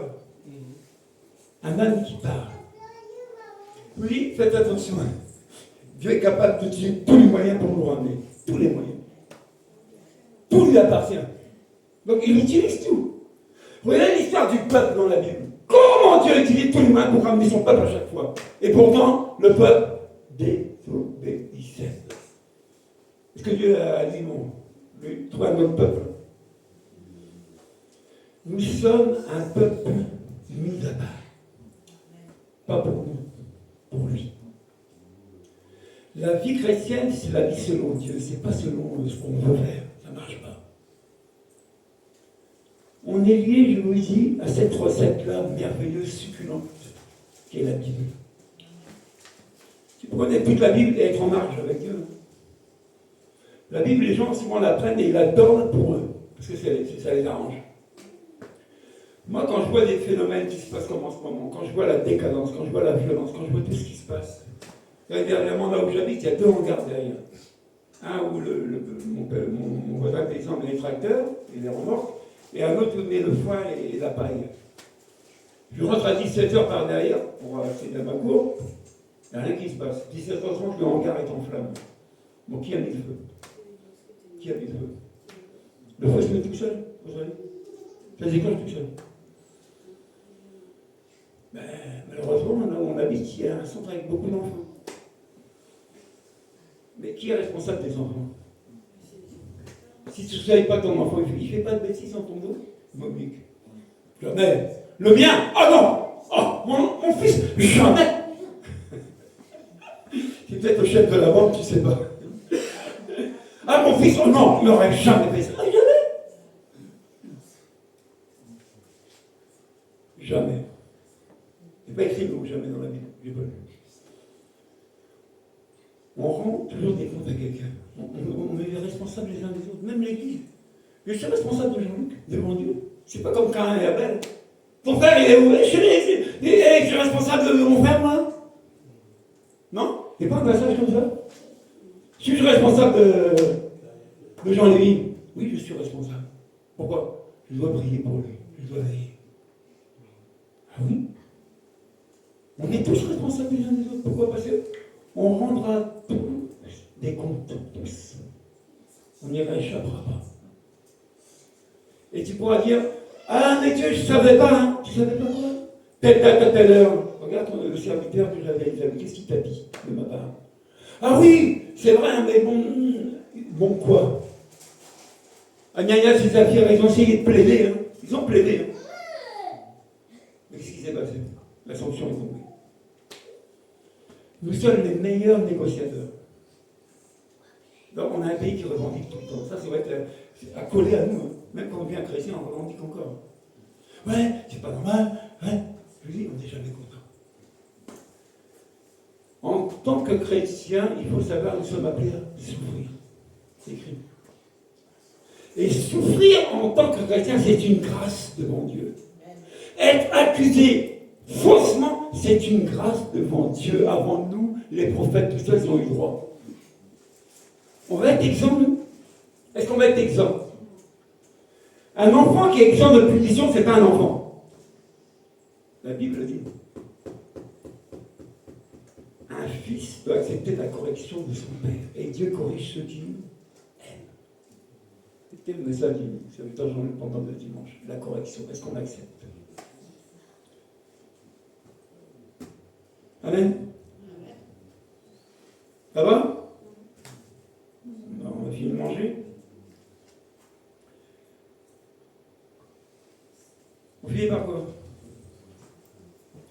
oui, l'histoire de Saül et du roi David. Vous vous rappelez de cette histoire-là?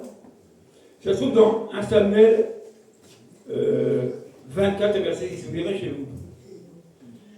Saül est jaloux de David. Hein? Saül, Dieu va le disqualifier parce qu'il a fait. David est déjà promu au trône. Maintenant, Saül pourchasse David au point de le tuer. Et à un moment, Saül avec son armée en pourchassant David, il a des problèmes de ventre. Bon, il faut qu'il aille se soulager. Et qu'est-ce qu'il fait, Saül? Il va dans une grotte pour ne pas faire ça. Donc tout le monde a des besoins. Les rois, hein. Il se met dans une grotte. Et ce qu'il ne savait pas, c'est que David et son équipe étaient au fond de la grotte. Ils savaient pas. Et ceux qui étaient avec David, David, c'est le bon moment, tue-le! Mais tue-le! Mais c'est la bonne nouvelle! Comment il va se défendre s'il a le pantalon baissé, c'est difficile. Tue-le! David commence et il coupe le pan de son manteau. Et il arrête. Il dit non.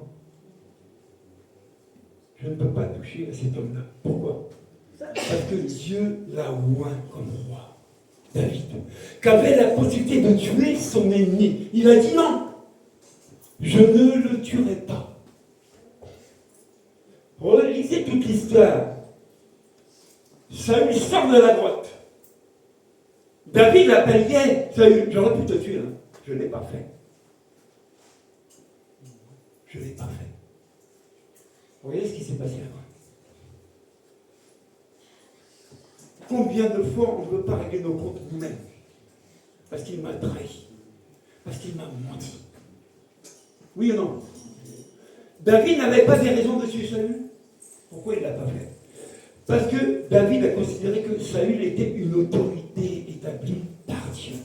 Donc je n'y touche pas. Ça, c'est le problème de Dieu, ce n'est pas le mien. Quand on dit « à moi la vengeance et la rétribution », on le dit, et pourquoi on ne le fait pas? Dieu a dit « je combattrai pour vous ». Est-ce qu'on le laisse combattre nos ennemis, ou est-ce que nous on se lève contre lui pour les salir, pour les critiquer? En ça, on est champion. Mais on n'est plus fait dans l'obéissance. Ce que je vous dis ce matin, ce n'est pas un savon, ce n'est pas pour vous raboter. C'est pour que nous tous on se remette en question. Est-ce qu'on veut être béni? Est-ce qu'on veut vivre avec la bénédiction? Est-ce qu'on veut honorer les autorités? Est-ce qu'on veut honorer nos parents? Est-ce qu'on aime, on veut respecter l'Église? Est-ce qu'on veut respecter tout ça? Si c'est oui, on est béni. Si c'est non, c'est le reste. N'oubliez pas ce passage-là. Le Père n'a pas rejeté son enfant, au contraire. Il l'a accueilli. Et nous qui sommes enfants de Dieu, on ne peut pas rejeter les gens. J'aime souvent dire, ah oui, même mon pire ennemi, hein, je dois... On te pique un peu déjà, c'est fini. Tu es sûr? Viens pas voir chez moi. C'est vrai. Vous voyez comment on est encore charnel. On va prier, s'il vous plaît. N'oubliez jamais que tout ce qu'on vit aujourd'hui, ce ne sont que les conséquences du péché. Mais si on a accepté Jésus, il nous a pardonné tous nos péchés. Ne vis pas avec la rancune, ne vis pas avec des remords, ne vis pas avec ça. Libère ton cœur. On va prier ce matin pour les foyers, pour les couples. Là où l'un ou l'autre n'a pas été honoré, qui a créé des problèmes. Prions afin que Dieu nous fasse grâce, que chacun reprenne sa place et chacun pratique ce que Dieu lui a accordé, mari comme femme. Lève ta voix et prie. On est devant Dieu. On a lu la parole de Dieu. Seigneur, nous crions à toi. En qualité de mari ou en qualité de femme, dans notre position, dans notre foyer. Ne regarde pas si tu as mal agi. Regarde à Dieu ce matin qui est capable de te remettre en place sous la bénédiction qui te revient. On dit que l'obéissance vaut mieux que le sacrifice. Dieu veut qu'on soit des enfants obéissants sur toute la ligne, à commencer chez nous. Mon frère, ma soeur, est-ce que chez toi tu es à ta place? Est-ce que le mari aime sa femme au point de se sacrifier pour elle? que la femme est soumise à son mari comme au Seigneur? Comme au Seigneur. Est-ce que l'enfant obéit à ses parents, même si ça ne lui plaît pas? Est-ce qu'il obéit quand même à ses parents? Parce qu'il doit les honorer. Alors il boude les parents et il les déshonore. Prions. Peut-être qu'il y a encore des parents vivants. Peut-être qu'ils t'ont fait du mal, peut-être qu'ils t'ont blessé, peut-être. C'était avant de connaître Jésus. Moi je vous dis, honorez vos parents. Marie, aimez vos femmes. Femmes, soyez soumises à vos maris. Serviteurs, soyez soumis à votre maître. Prions. Pour ceux qui travaillent avec des patrons, des chefs, des responsables qui te commandent, sois-leur soumis, obéissants. Ce sont des autorités établies par Dieu. Et la Bible dit que celui qui est contre cette autorité, il dit, il s'oppose à l'ordre de Dieu. Mon frère et soeur, c'est quand même grave. Hein? Tu t'opposes à l'ordre que Dieu a établi. Tu t'opposes. Ça va être quoi ton salaire? Prier, tu ne perdras jamais ton temps. Prie pour que les choses changent de la manière où tu vis. L'homme ne changera jamais l'homme, sans ça Jésus ne serait pas venu. Mais ce qui peut changer l'autre, c'est ta prière. La prière, selon que tu vas répandre ton cœur, comme Anne l'a fait dans le temple, ça a changé sa vie. Elle n'a pas pourchassé Pénina, elle n'a pas accusé Cana, mais elle a répandu son âme dans le temple. Et Dieu l'a vu à travers le prophète. Elle lui a donné un fils, Samuel. Vous voyez l'attitude qu'on devrait avoir, nous, dans tout ce qu'on nous fait, de tout ce qu'on nous dit, c'est l'humilité. C'est apprendre à se rabaisser et à considérer l'autre supérieur à toi-même. Prions ce matin. Oui, ça va pas. Le travail, ça va plus. Notre autorité, ça va plus. Ils décident n'importe quoi. Regardons notre pays qui part à l'échec. Mon frère, ma soeur, nous sommes des intercesseurs pour notre pays. Nous devons de tenir devant Dieu pour prier pour nos autorités. Nous n'avons pas rallié les médias pour salir le président, salir sa femme et salir tous les ministres. C'est pas ce que Dieu nous recommande. Hein. Il dit, il faut prier. Quand Daniel était en déportation avec Nebuchadnezzar, est-ce qu'il a sali Nebuchadnezzar? Est-ce qu'il a critiqué Nebuchadnezzar et son gouvernement? Non. Il a prié. Et Dieu lui a été favorable. Est-ce que Joseph, mis en prison, vendu comme esclave, accusé faussement par la femme de Potiphar, est-ce que Joseph a insulté la femme de Potiphar? Est-ce que Joseph a insulté le maître? Non. Mais obéi. Mais qui a élevé Joseph à ce rang-là? Administrateur de la maison de Potiphar et premier ministre en Égypte. Qui a élevé Joseph? L'élévation vient de Dieu. Elle est liée à notre attitude devant les autorités. Prions aussi pour l'Église. Au lieu de passer du temps à salir ceux qui travaillent, à ceux qui sont responsables, passez du temps à prier pour eux. On l'a vu, ils ont des comptes à rendre et qu'ils ne le fassent pas en gémissant. Priez. C'est en votre faveur, c'est pour vous. Priez pour eux. Ce n'est pas le peuple qui a disqualifié Saül de sa royauté. Ah non, non, c'est Dieu. Tu ne peux pas disqualifier un pasteur, non. Dieu va le disqualifier, c'est sa part. Notre part, c'est de prier. Priez, je vous dis. Quand tu te mets devant Dieu avec un cœur comme ça, et tu pries pour ton mari, tu pries pour tes enfants, tu pries pour ta femme, tu pries pour les autorités, tu pries selon la Bible. Tu ne peux être que béni, mon frère, ma soeur. Tu ne peux être que béni. Dieu ne peut que t'élever. C'est biblique. Pourquoi nos vies sont tristes? Pourquoi nos vies sont médiocres? C'est parce qu'on désobéit régulièrement à ce que Dieu nous commande. Prions pour voir les choses changer. C'est pas trop tard. C'est jamais trop tard avec Jésus. Je vous l'ai toujours dit. Il n'est pas en qualité de juge, il est toujours en qualité de sauveur. Et il nous a donné un chemin que ce fils cadet a pris pour aller voir son père. Ça s'appelle la repentance. Repentons-nous de nos mauvaises actions, de nos mauvaises paroles qu'on a proclamées sur les uns, sur les autres. Revenons à Dieu, il reviendra vers nous. Prions. Prie, mon frère, ma soeur. Il y va de ta vie. Il y va de ta bénédiction. Il y va de ton avenir, de ton devenir, de quel côté tu veux te trouver. Est-ce que tu veux passer toujours ta vie à pleurer sur toi-même parce que ça ne va pas? Ou est-ce que tu veux te réjouir que Dieu t'est favorable? Prions, apprécions-nous. Soyons responsables les uns des autres. Portons-nous dans la prière mutuellement les uns des autres. Comme l'Apocalypse, souviens-toi de ton premier amour. Est-ce qu'on a oublié l'amour de Dieu? Au passage, parce qu'on nous a fait du mal. Est-ce que j'ai oublié le sacrifice de Christ parce qu'on a mal parlé sur moi, parce qu'on m'a trahi, parce qu'on m'a sali, parce qu'on m'a humilié? Est-ce que j'ai oublié ça? Mais il a fallu que Jésus s'humilie. Il a fallu que Jésus accepte la croix pour que le Père le glorifie. Nous, on veut que Dieu nous bénisse. Amen. On veut vivre des belles choses. Je dis Amen. Mais où est notre participation dans ce plan-là? On est où dans cette affaire-là? On est où? Partout où on passe, on n'entend que de la critique. Tu vois dans les magasins, ça critique ce qui se passe dans les magasins. Tu vas visiter un frère ou une sœur, tu entends de la critique. Tu viens t'asseoir dans l'église, tu sors de l'église, tu entends de la critique.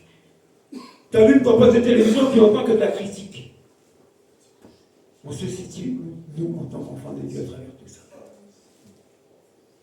C'est quand qu'on va vraiment prier pour que Dieu nous soit favorable.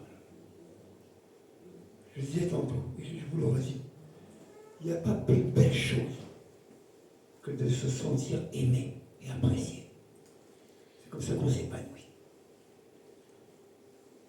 Vivons cet épanouissement dans nos foyers, dans l'église. Aime ton prochain comme toi-même. N'aime pas simplement ceux qui t'aiment. Considère aussi les autres. Ils ont besoin d'amour. Et sachez que l'amour sera toujours victorieux. Toujours. C'est grâce à cet amour que Jésus a été à la croix. Nous en sommes au bénéfice aujourd'hui.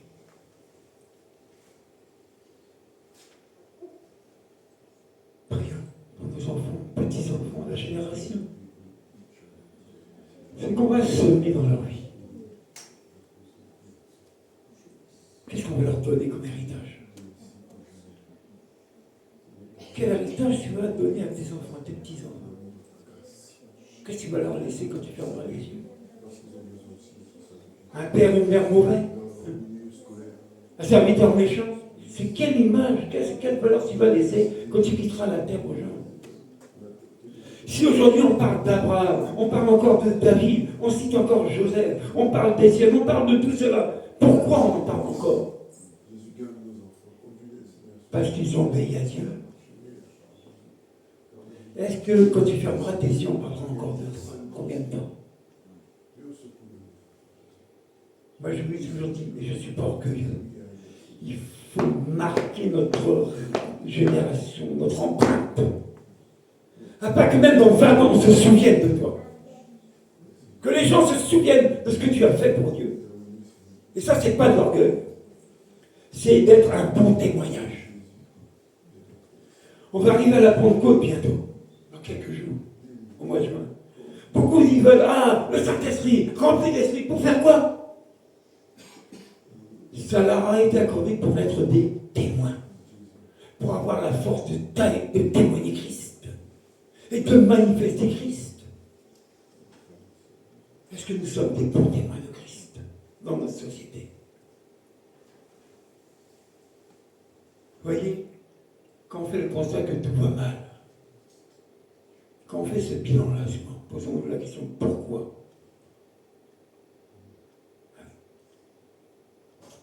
Quel est le rôle de l'Église aujourd'hui? Quel est ton rôle, toi, en tant qu'enfant de Dieu dans la société? Est-ce que tu es vraiment un instrument de bénédiction? Si ce n'est pas le cas, tu peux le devenir. Dieu fait grâce. Alors on va prier. Si nous décidons, nous, de changer de cap, je vous dis, ceux qu'on connaît changeront de cap aussi, parce qu'ils vont nous voir changer. Imaginez un foyer sous tension tout le temps, et d'un seul coup c'est la paix.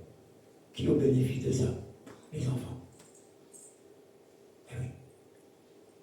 Imaginez une église où plus personne critique, plus personne murmure, tout le monde se met à prier.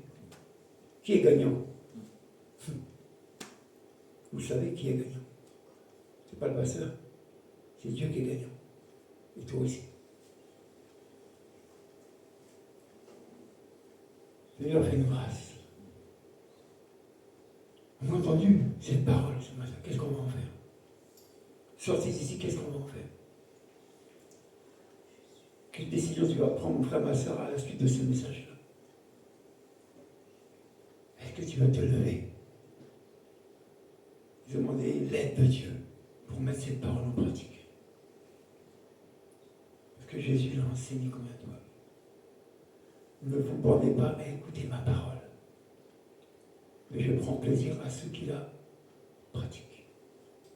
Est-ce qu'on veut faire plaisir à Dieu encore aujourd'hui? On n'entend pas Amen.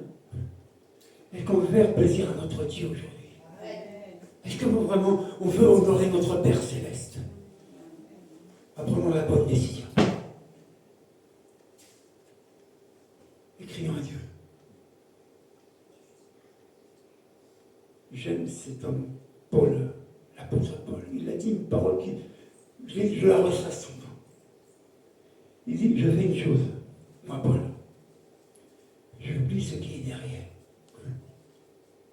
Et si vous voyez la vie de Paul, pour oublier ce qu'on lui a fait, mais il dit, j'oublie ce qui est derrière. Mais je regarde à ce qui est devant. C'est comme ça qu'il a progressé, cet homme-là. En regardant devant, pas derrière. Pas ressasser derrière. Mais regarder devant. Pourquoi? Parce qu'il ne voulait pas être privé du prix de la vocation céleste. Il voulait avoir son trophée, sa récompense. Est-ce que c'est le cas pour toi, mon frère, ma soeur? Est-ce que tu aspires à avoir la récompense de Dieu qui t'attend?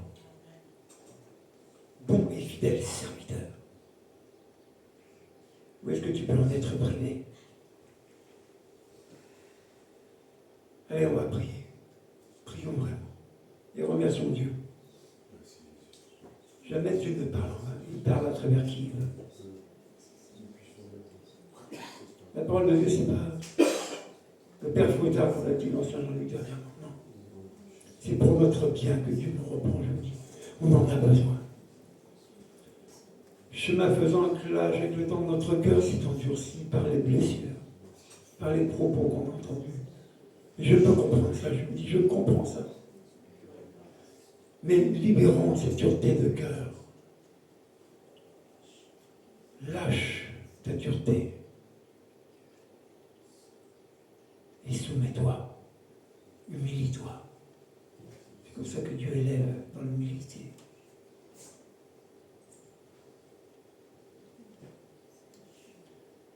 Et ce chant que je ressasse depuis dimanche passé. Je chanterai gloire à l'Éternel. Je chanterai louange à son nom. Je chanterai Dieu, mon essentiel. Je chanterai pour l'honneur de son nom. Je chanterai gloire à l'Éternel. Je chanterai louange à son nom. Je chanterai Dieu, mon essentiel. Je chanterai louange à son nom. Même si c'est difficile, il y a ce chant qui dit, même si c'est difficile. Même si ce n'est pas facile, je chanterai gloire à l'Éternel. Amen. Amen.